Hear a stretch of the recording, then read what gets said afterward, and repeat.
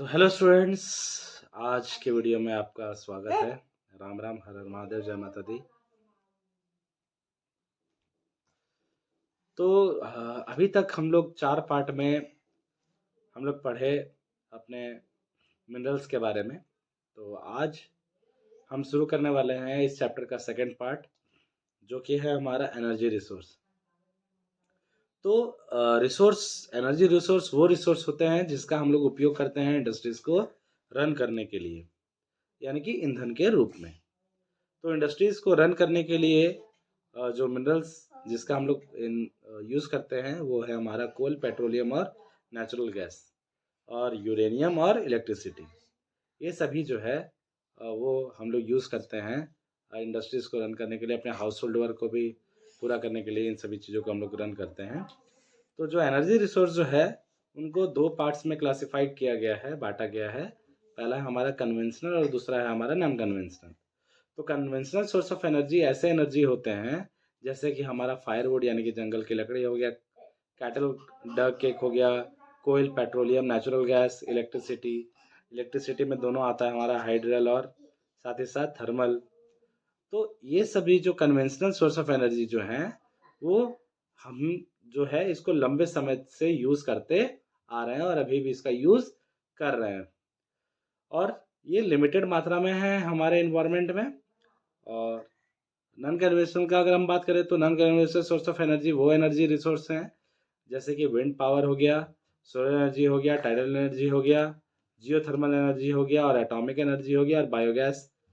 और ये freely available होते हैं और साथ ही साथ ये रिन्यूएबल होते रहते हैं, यानी कि इनको जितना भी उपयोग किया जाए ये ख़त्म नहीं होंगे, और साथ ही साथ इनके यूज़ करने से हमारे नेचर्स को भी कोई नुकसान नहीं पहुँचता है। तो एक ही करके हम लोग बात कर लेते हैं। शुरुआत करते हैं हम लोग कन्वेंशनल सोर्स ऑफ एनर्जी से। तो इसमें आता है हमारा कोयल। तो कोयल जो है वो सबसे ज़्यादा मात्रा में यूज़ किया जाने वाला हमारा एनर्जी रिसोर्स है। इसका सबसे ज़्यादा उपयोग हम लोग बिजली को बनाने के लिए करते हैं, और साथ ही साथ बहुत सारे इंडस्ट्रीज़ में भी इसका उपयोग ग्रेटर अमाउंट में किया जाता है। कोयल जो है एक बल्की मटेरियल है और ये बड़ा-बड़ा साइज़ का होता है, और साथ ही साथ जब हम इसको बर्न करते हैं, जलाते हैं, तो इसके वेट में थोड़ा रिडक्शन होता है। यानी कि जो कोयला जब जलता है तो राख बनता है, और ये राख का भी क्या होता है, वेट होता है। उसके बाद बोलते हैं क्या आगे कि जो हमारा हेवी इंडस्ट्रीज़ है और थर्मल पावर स्टेशंस में ये ज़्यादातर उसी जगह पे लोकेटेड होते हैं जहाँ पे कोयल होता है। यानी कि कोयल जहाँ से निकलेगा, इंडस्ट्रीज़ वहीं पे सेटअप की जाती है, थर्मल पावर प्लांट्स वहीं पे सेटअप किए जाते हैं। कोयल का यूज़ हम लोग पावर जनरेशंस के साथ-साथ हम लोग इसका उपयोग इंडस्ट्रीज़ में और डोमेस्टिक नीड्स में भी करते हैं। कोयल जो है वो प्लांट मटेरियल्स के कंप्रेस होने से, यानी कि जब आप लोग पीछे पढ़े होंगे कि बहुत सालों पहले कुछ आपदा आई होगी जिसके कारण से ऊपर के जितने भी वेजिटेशन है वो सेटल डाउन हो गए, उलट-पलट होकर के नीचे चले गए। अलग कंप्रेस होने के कारण, अलग टेम्परेचर पाने के कारण, अलग एटमॉस्फेरिक प्रेशर होने के कारण यही सभी जो है वो फॉसिल फ्यूल यानी कि जीवाश्म ईंधन में बदल गए। तो उसी प्रकार से हमारा कोयल भी है। तो हमारा कोयल हमारे इंडिया में इसका अकरेंस कहाँ-कहाँ है? तो इंडिया में अगर हम कोयल का अकरेंस देखेंगे तो हमारा आता है गोंडवाना कोयल और टेरिटरी कोयल। तो गोंडवाना कोयल जो है वो वैसे कोयल हैं जो अभी से लगभग 200 मिलियन ईयर्स पहले जो फॉर्म हुए होंगे या बने होंगे, और इस तरह की जो कोयल जो है वो मेटलर्जी के लिए बहुत ज़्यादा यूज़ की जाती है। और गोंडवाना कोयल कौन-कौन से जगह से निकलता है? हमारा दामोदर वैली, वेस्ट बंगाल और झारखंड के इलाकों से, झरिया, रानीगंज और बोकारो, ये सब जहाँ-जहाँ कोयल फील्ड है, उस जगह पर हमारा गोंडवाना कोयल डिपॉज़िट्स पाया जाता है। और कोयल डिपॉज़िट और कहाँ-कहाँ पे प्रेज़ेंट है? गोदावरी और महानदी, सोन और वर्धा वैलीज़ के किनारे। टेरिटरी कोयल का बात करें तो ये ऐसे कोयल हैं जिनका फॉर्मेशन अभी से लगभग 55 मिलियन ईयर्स एगो हुआ है, और इस तरह के जो कोयल जो हैं वो अभी पाए जाते हैं हमारे नॉर्थ ईस्टर्न स्टेट जैसे कि मेघालय, असम, अरुणाचल प्रदेश और नागालैंड।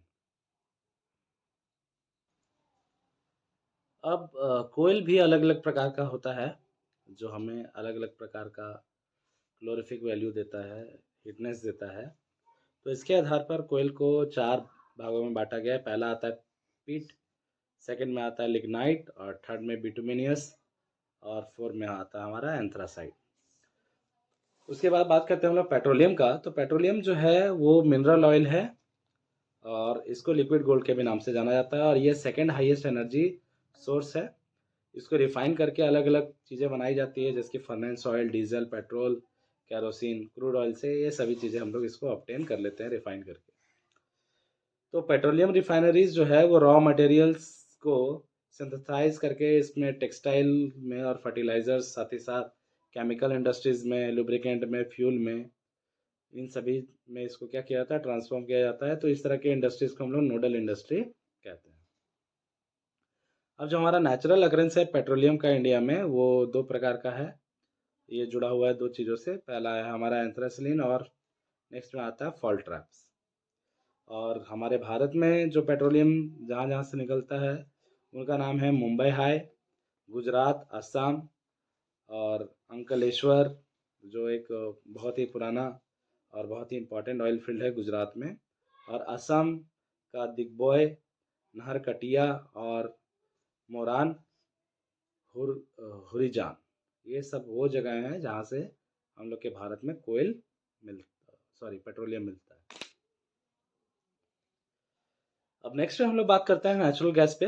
तो नेचुरल गैस जो है वो हमारा क्लीन एनर्जी रिसोर्स है। जब हम इसको बर्न करते हैं तो ये बहुत ही कम मात्रा में कार्बन पॉल्यूटेंट देता है और ये पेट्रोलियम से थोड़ा अच्छा होता है एज़ कम्पेयर टू कोयल भी अगर कंपेयर किया जाए और पेट्रोलियम को भी अगर कंपेयर किया जाए तो उसमें सबसे अच्छा हमारा नेचुरल गैस होता है। और ये बर्न होने पर बहुत ही कम स्मोक देता है और कम स्मोक देने के कारण ये हमारे पॉल्यूशन को उतना ज़्यादा नुकसान नहीं पहुंचाता। तो इस नेचुरल गैस का हम लोग इंडस्ट्रीज मटेरियल में भी इसका बहुत ज़्यादा यूज़ किया जाता है। पेट्रोकेमिकल इंडस्ट्रीज़ में नेचुरल गैस जो है उसका और उपयोग जो है वो फर्टिलाइज़र्स को बनाने में, पावर इंडस्ट्रीज़ में किया जाता है। जो सीएनजी जो है इसको व्हीकल्स में डाला जाता है जिससे व्हीकल्स जो है उसका लाइफ भी बढ़ता है और साथ ही ये स्मोक भी कम देता है। तो हमारा जो अक्रेंस है नेचुरल गैस का वो है हमारा कृष्णा गोदावरी बेसिन और west coast in Mumbai High, gulf of Cambay, Andaman और निकोबार आइलैंड। और नेक्स्ट हम लोग बात करेंगे इलेक्ट्रिसिटी का, जो हमारा कन्वेंशनल सोर्स ऑफ एनर्जी का लास्ट होगा। तो इलेक्ट्रिसिटी जो है वो अभी के टाइम में और टुडेज वर्ल्ड यानी कि पूरे दुनिया में अभी इसका सबसे ज़्यादा उपयोग किया जा रहा है और लोग सबसे ज़्यादा कंज्यूम भी किसको कर रहे हैं, इसी इलेक्ट्रिसिटी को ही कर रहे हैं, यानी कि सभी के घरों में इलेक्ट्रिसिटी जाता ही जाता है। तो इलेक्ट्रिसिटी जो है वो जितना ज़्यादा यानी कि जितना ज़्यादा कंजप्शन होगा इलेक्ट्रिसिटी का, वो जगह उतना ही ज़्यादा क्या कहलाता है, डेवलप कहलाता है। एग्जाम्पल के तौर पर अगर हम बात कर लें, हमारे झारखंड में ही सबसे ज़्यादा इलेक्ट्रिसिटी कंजप्शन हमारे धनबाद और बोकारो में ही होगा, क्योंकि उस जगह पर नंबर ऑफ़ इंडस्ट्रीज़ क्या है, ज़्यादा है।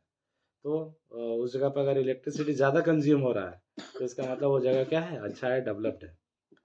तो इलेक्ट्रिसिटी जो है वो दो प्रकार से हम लोग जनरेट करते हैं, ज़्यादातर थर्मल इलेक्ट्रिसिटी और दूसरा आता है हमारा हाइड्रो इलेक्ट्रिसिटी। तो ऐसा इलेक्ट्रिसिटी जो फॉसिल फ्यूल को बर्न करके या हम लोग जीवाश्म ईंधन या कोयला को बर्न करके जो बनाया जाता है, उस तरह के इलेक्ट्रिसिटी को हम लोग बोलते हैं थर्मल इंडस्ट्री। बहुत जगहों पर पेट्रोलियम और नेचुरल गैस का भी उपयोग किया जाता है।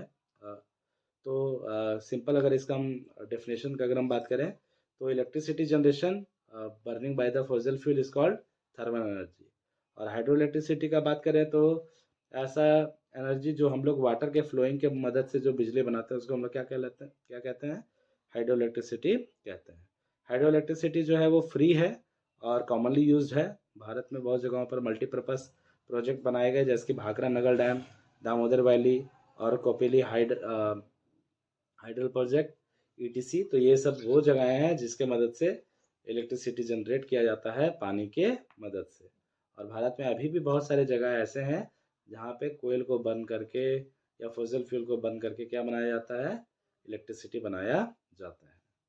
तो आज हम लोग ख़त्म किए एक important topic, conventional source of energy. अब इस चैप्टर में हमारा एक और पार्ट बनेगा, पार्ट 5। ये तो आज पार्ट 5 है, अब कल हम लोग बात करेंगे पार्ट 6 पे, जिसमें हम लोग डिस्कस करेंगे non conventional source of energy. तो thanks for watching, stay tune, bye bye.